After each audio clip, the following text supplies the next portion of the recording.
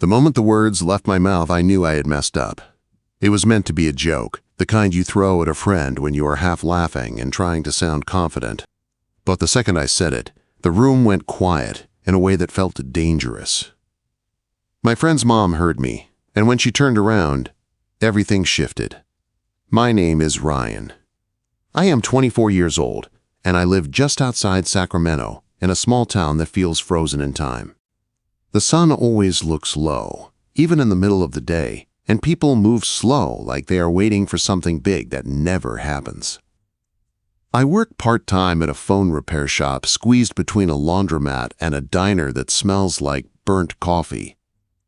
Most days are cracked screens and angry customers who swear they did not drop their phones, even when the damage tells a different story. It is not a dream job, but it pays my rent, keeps gas in my beat-up 2009 Honda, and gives me enough money to grab a beer on the weekends. I do not have big plans. I dropped out of college after one semester because it felt pointless. Too much pressure, too many papers, and no real reason. My life is simple. Work, home, music, sleep, repeat. I do not date much. A few short things here and there, nothing serious. Girls my age usually want more than I can offer. They want a future that looks good on paper. I am not that guy. I am just Ryan. The guy who fixes phones and does not mind being quiet. About a month ago, a new guy started working at the shop. His name was Nico. He was 22, loud in the best way, and laughed like he did not care who heard him. He talked non-stop, which made him terrible with rude customers but great company when the shop was slow. We clicked fast. Same music taste, same dumb jokes, same habit of trash-talking while we worked. One Saturday, he looked up from a shattered phone screen and said I should come over that night. He told me he had a new game and his mom was making tacos. I did not have plans, so I agreed without thinking much about it. That night, I pulled up to his house, a neat two-story place in a quiet neighborhood. Trim lawns, white fences, and an American flag hanging on the porch like it had been there forever. Nico opened the door wearing socks and a faded band shirt, already talking before I even stepped inside. The house felt warm and lived in. Wood floors, a worn couch, a big TV ready for gaming. The smell of food filled the air, spices and something grilled. I had just set my bag down when she walked in from the kitchen. Elise. I was not ready for her, not even close. She did not look like what you expect when someone says, "my mom." Her brown hair was wavy and tied back loosely, with strands falling around her face. She wore jeans and a plain white shirt. Nothing fancy, but she carried herself with calm confidence. She looked younger than she should have, and my brain struggled to make sense of it. She smiled at me and said my name like she already knew me. Her voice was warm and steady. I tried to respond normally, but my voice came out awkward, and I hated myself for it. We played games on the couch while she moved around the kitchen, calm and focused. I kept stealing glances when I thought Nico was not looking. The light hit her hair just right, and I had to remind myself where I was. Nico elbowed me once and told me to focus because I was getting us killed in the game. At one point, Nico left the room, and the house went quiet. Elise looked over and asked if we needed anything. When our eyes met, it lasted a second too long. I felt it in my stomach, like stepping somewhere I was not supposed to be. She did not look away. She just watched me like she could see straight through me. When Nico came back, my mouth moved before my brain could stop it. I laughed and said it like it was nothing, like it was just a joke. I told him his mom was prettier than any girl I had ever dated. The second I said it, my face burned. Nico groaned and told me to shut up, calling it gross. I wanted to disappear. I waited for Elise to snap at me or laugh it off so it would be over. Instead, she turned slowly. She was holding a knife, herbs on the cutting board, and she looked straight at me. Her expression did not change, but the corner of her mouth lifted into a small, quiet smile. It was not a mom smile, it was something else. Something private. She did not say a word. She just held my gaze for a moment, then turned back to what she was doing like nothing happened. But it was not nothing to me. That smile followed me all the way home, and no matter how hard I tried, I could not forget it. I told myself to forget about that night, but my brain did not listen. Every quiet moment let the memory slip back in.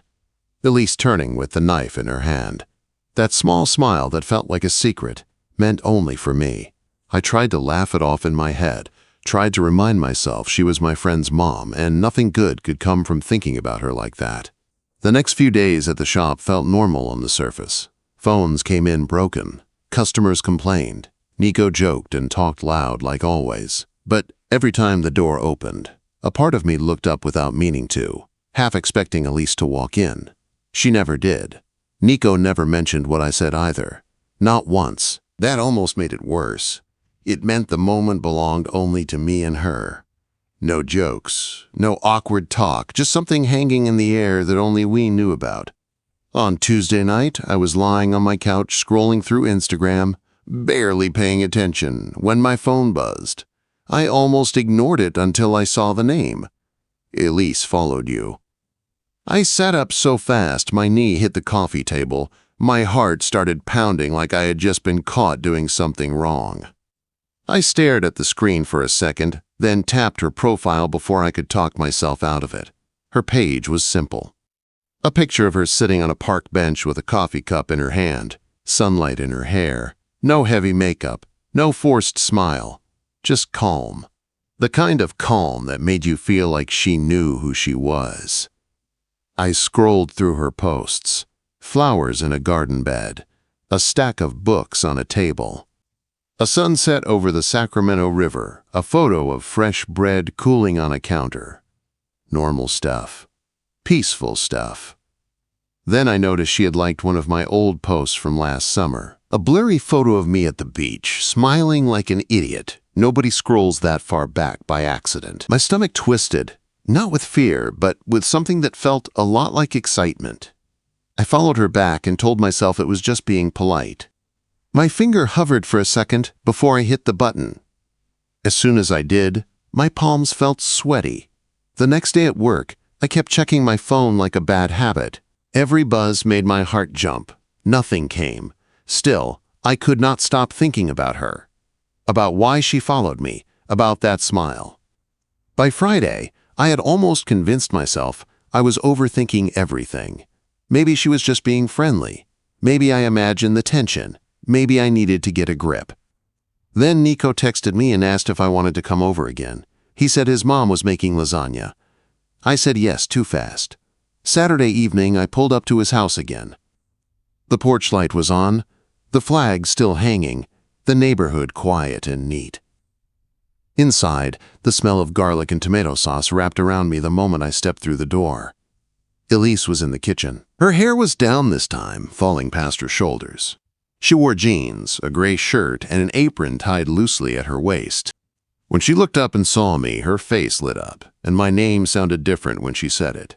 Softer, like it mattered. We ate at the table, while Nico talked about school and work. Elise laughed at his stories and asked questions, but every now and then, her eyes met mine. Just for a second, enough to make my chest feel tight. After dinner, Nico got a call and ran upstairs. The house went quiet again. I stood up and offered to help clean, mostly because I needed something to do with my hands. We stood close at the sink, passing dishes back and forth. Our arms brushed. My body reacted before my brain could stop it.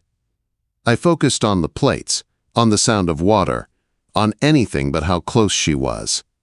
Then she spoke quietly. She mentioned what I had said that first night. I apologized right away, my face burning. I told her I did not mean to make things weird. She surprised me by telling me not to apologize. She said it had been a long time since anyone noticed her like that. Really noticed her. I told her I had meant it. She smiled again, softer this time, and for a moment she looked almost shy. Before anything else could happen, Nico came back downstairs, loud and unaware, and the moments slipped away. When I left that night, Elise walked me to the door. The porch light cast her face in warm yellow. She thanked me for coming, then leaned in just enough for me to hear her whisper that what I said had stayed with her. I drove home feeling like I had crossed some invisible line. The days after that were torture. Elise did not message me. No likes, no comments, nothing. I started to think she regretted it, that maybe she wished she had never followed me. Then one afternoon at work, my phone buzzed while I was eating in the back room. A message from Elise. She asked if I was free that evening. She said Nico would be out and she was making tea. I stared at the screen, heart pounding so hard I could hear it. I knew I should say no. I knew it was a bad idea. But I said yes anyway. I got to her house 5 minutes early and sat in my car like an idiot, hands resting on the steering wheel, heart racing like I had done something wrong already. The neighborhood looked the same as always. Quiet streets, perfect lawns, porch lights just starting to glow as the sun dipped low. Nothing about the place warned you that your life might change inside one of those houses. At 6:30, I finally forced myself out of the car. The front door was unlocked. I knocked anyway, soft, then pushed it open when I heard her voice call my name. Elise stood in the living room barefoot, wearing a long beige sweater and dark leggings. Her hair was down, loose, and a little messy, like she had not tried too hard. She looked comfortable, real, and seeing her like that made my chest tighten.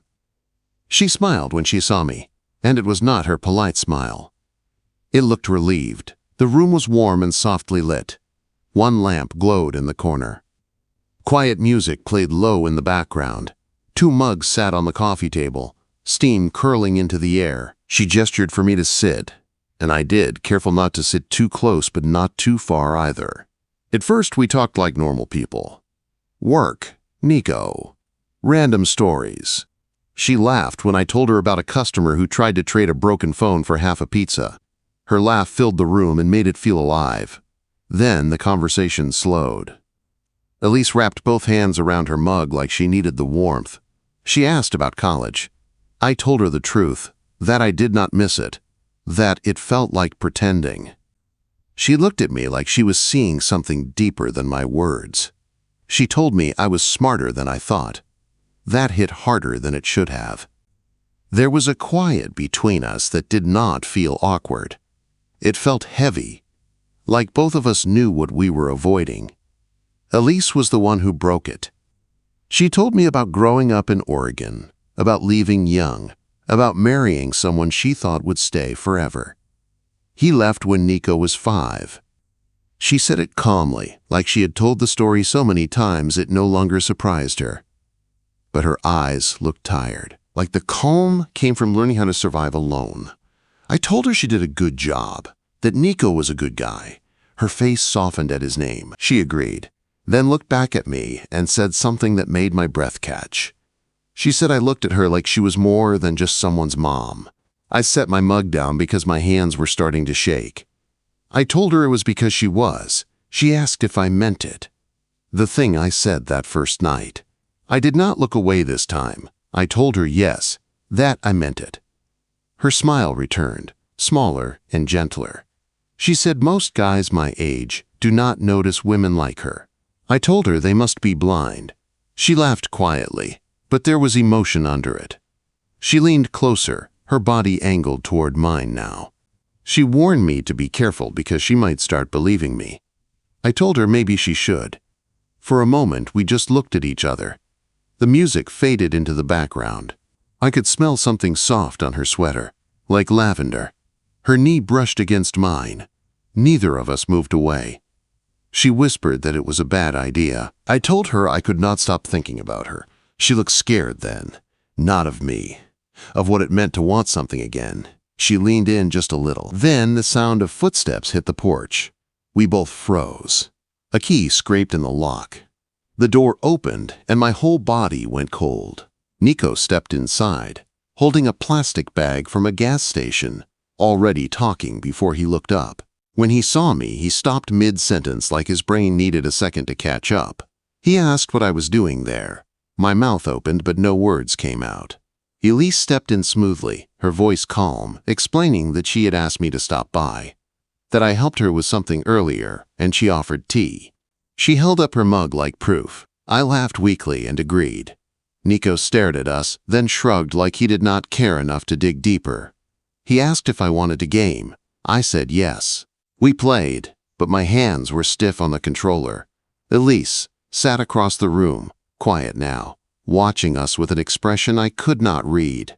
The moment from before hung in the air, unfinished and dangerous. When it was time to leave, Elise walked me to the door while Nico was upstairs. The porch light washed her face in warm yellow. She whispered that it was close. Too close. I apologized. She told me not to. That was not what she was feeling. Then Nico called my name from upstairs, and the moment snapped apart. The days after that felt heavy. At work, Nico acted mostly normal, but I kept catching him watching me. Elise did not text. No likes, no messages. I started to think she regretted everything. Then Friday night, my phone buzzed. A message from Elise. She asked if I could come by the next afternoon. She said Nico would be out. She said she needed to talk. My stomach flipped. I said yes. When I knocked the next day, she opened the door right away. She looked serious, tired, like she had not slept much. The house was silent. No music. No cooking smells. Just stillness. We sat across from each other on the same couch. She told me she could not keep doing this halfway. That if anything was going to happen, it had to be honest. She said she felt alive again, seen. That she listened for my car in the driveway. I told her I did not want to lose her. She told me Nico was her whole world, that she would never hurt him. I told her I did not want to hurt him either. Then she said the words I had been avoiding. He was going to figure it out. She said we should tell him. My heart raced. I told her he would lose it. She said maybe, but he deserved the truth. I took her hands in mine, told her I did not have everything figured out. But I knew I did not want her to disappear from my life. She leaned in first. Our kiss was soft and careful at first, then deeper, like something we had both been holding back. When we pulled apart, she admitted she was scared. I told her I was too. A car door slammed outside. Her eyes widened. That was Nico. This time, there was no hiding, and he was walking up the steps. The sound of Nico's footsteps on the porch felt louder than it should have. Each step hit my chest like a warning. Elise stood up fast, smoothing her sweater, taking a breath like she was pulling herself back into the role she had lived in for years. I stood too, my heart pounding so hard I thought Nico might hear it through the door. The door opened, and Nico walked in like nothing in the world was wrong. Backpack slung over one shoulder, phone in his hand. He stopped when he saw both of us standing there. He looked at me first, then at his mom, then back at me. "Why do you look like someone just died?" he asked, half joking. I tried to smile. It came out stiff and wrong. Elise spoke before I could. She told him we needed to talk. Something in her voice made Nico straighten up. He dropped his backpack on the floor and crossed his arms. About what? We all sat down. The same couch, same living room. Everything looked normal, which somehow made it worse. Elise took a slow breath. She told Nico the truth, not all of it at once, but enough. She said she and I had been spending time together, that feelings had grown where they probably should not have. That nothing happened behind his back, but that something real was there now. Nico laughed once, sharp and short. Then he stopped. "You are joking, right?" "No," Elise said quietly. He turned to me, eyes wide. "Ryan." I opened my mouth and finally forced the words out. I told him I never meant for this to happen, that I cared about him. That I never wanted to hurt him. His face flushed red. He stood up and started pacing. "This is messed up. This is seriously messed up." I nodded. I agreed with him. I told him he had every right to be angry. He stopped pacing and looked at his mom. "How long?" Elise answered honestly. She said it was recent. That she fought it. That she tried to ignore it. That she did not want to lie to him. Nico rubbed his hands over his face. "This is my friend. My mom." He let out a breath that sounded like it hurt. I expected yelling. I expected him to tell me to get out and never come back. Instead, he went quiet. "You like him?" he asked Elise. She nodded. "Yes." Nico looked at the floor for a long moment. Then he looked back at me.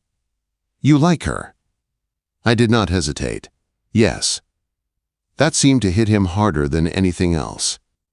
He sank back onto the couch, elbows on his knees, staring at nothing. "I need time," he said finally. "I cannot deal with this right now." Elise reached out, but he pulled away. Not angry, just overwhelmed. I stood up. I told him I would give him space, that I would step back if that was what he needed. He nodded without looking at me. I left that house feeling like I had just shattered something important. The next week was quiet in a painful way. Nico barely spoke to me at work. When he did, it was short and careful, like we were strangers learning how to talk again. Elise did not text either. No messages, no likes, nothing. I told myself it was over, that this was the cost of crossing a line. Then one night, my phone buzzed. A message from Elise. She said Nico was staying at a friend's place for a few days. She said he was angry, but not cruel. She said he was thinking. She asked if I was okay. I told her I was trying to be. A few days later, Nico finally spoke to me during a slow afternoon at the shop. He did not look mad, just tired.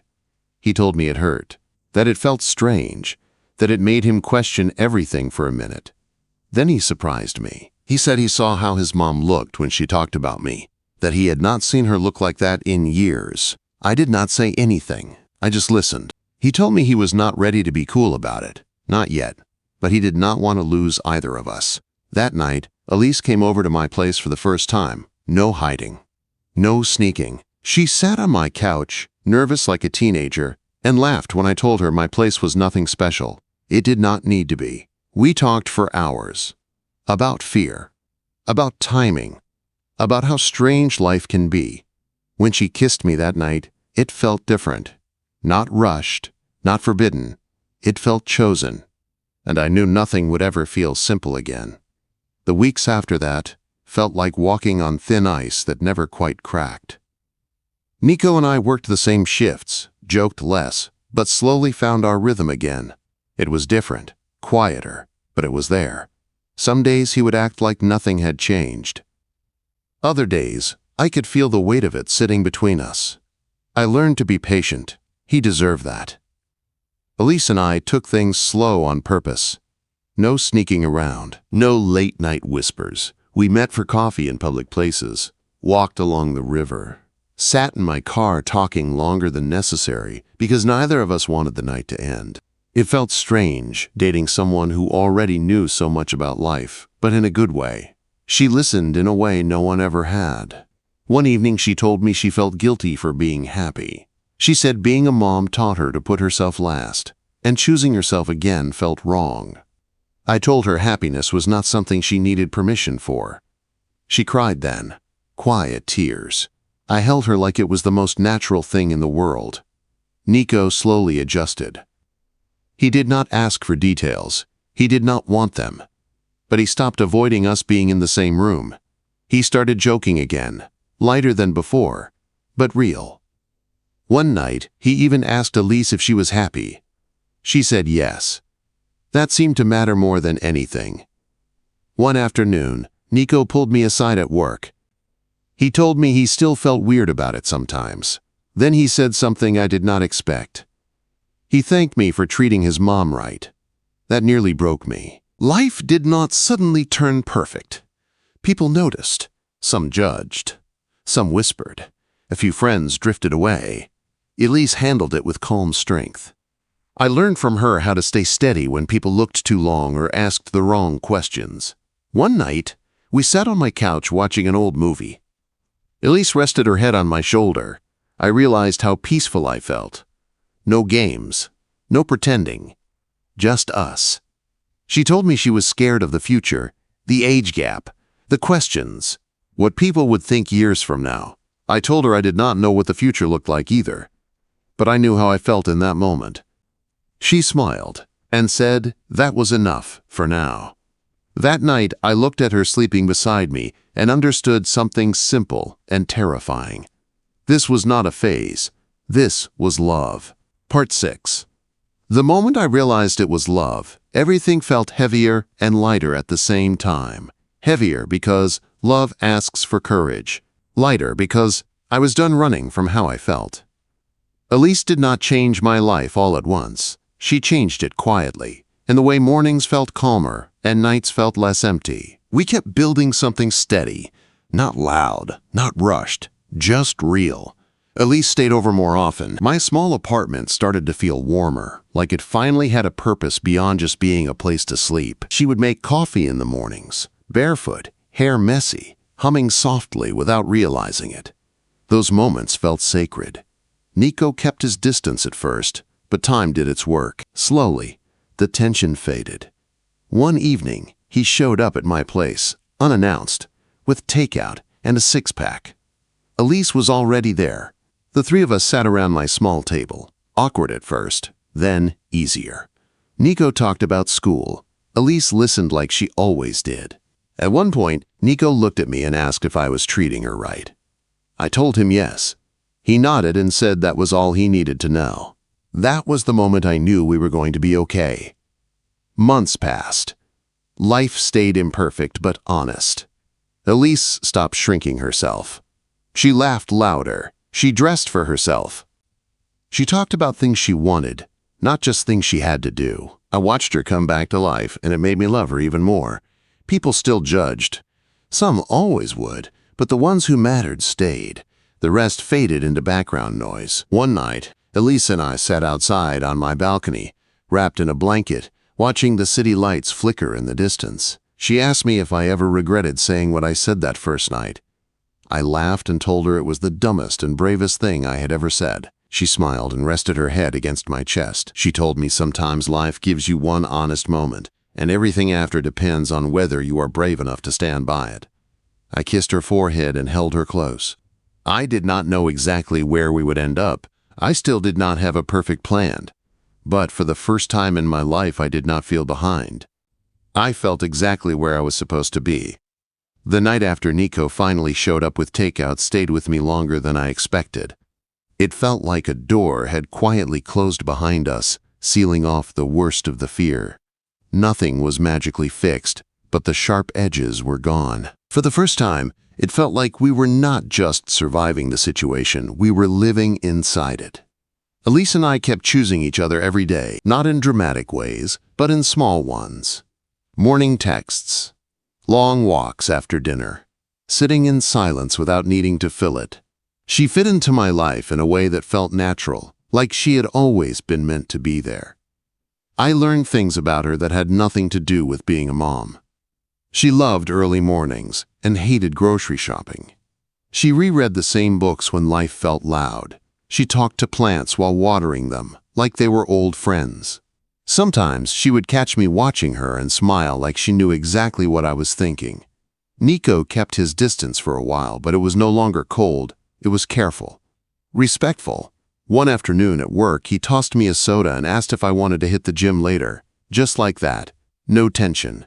No edge. I realized then how much effort it must have taken for him to get there. I thanked him later, quietly. He shrugged and said he was still figuring it out, but he wanted both of us in his life. That meant more than he probably knew. Elise worried sometimes about the future, about the age gap, about what would happen when life got harder. I worried too, even if I did not always say it out loud. But the fear no longer controlled us. It just reminded us to be honest. One evening, we sat on my couch with the windows open, the sound of distant traffic humming like background noise. Elise rested her head on my chest, and I traced slow circles on her arm. She asked me if I ever thought my life would turn out like this. I laughed and told her I never planned far enough to imagine anything at all. She smiled and said maybe that was why it worked. The truth was, she made me want more, not in a loud way, in a steady way. I started thinking about the future without feeling trapped by it. I did not suddenly become a different person, but I felt like a fuller one. One night, months later, we went back to Nico's house for dinner. The same house. The same porch light, the same flag hanging in the same place. It felt strange walking in without tension hanging over us. Elise moved through the kitchen like she always had, calm and sure. Nico joked and complained and filled the room with noise. At one point, Nico caught my eye and smirked. He said he still could not believe how everything started. I laughed and admitted it was the dumbest thing I had ever said. Elise shook her head, smiling, and said, "Sometimes dumb honesty changes everything." Later that night, when we were alone, Elise asked me if I ever wished I could take that moment back. The joke. The smile. The line that crossed everything. I thought about it carefully. If I took it back, I said, I would take us with it. She did not say anything. She just leaned into me and held my hand tighter. Life did not slow down after that. It kept moving like it always does. But it felt different now, like I was no longer just watching it pass by. Sometimes I still think about that first night, about how one careless sentence turned into the most important truth I ever spoke out loud. I told my friend his mom was prettier than any girl I dated. I did not know then that I was really talking about my future, and I would not take it back for anything.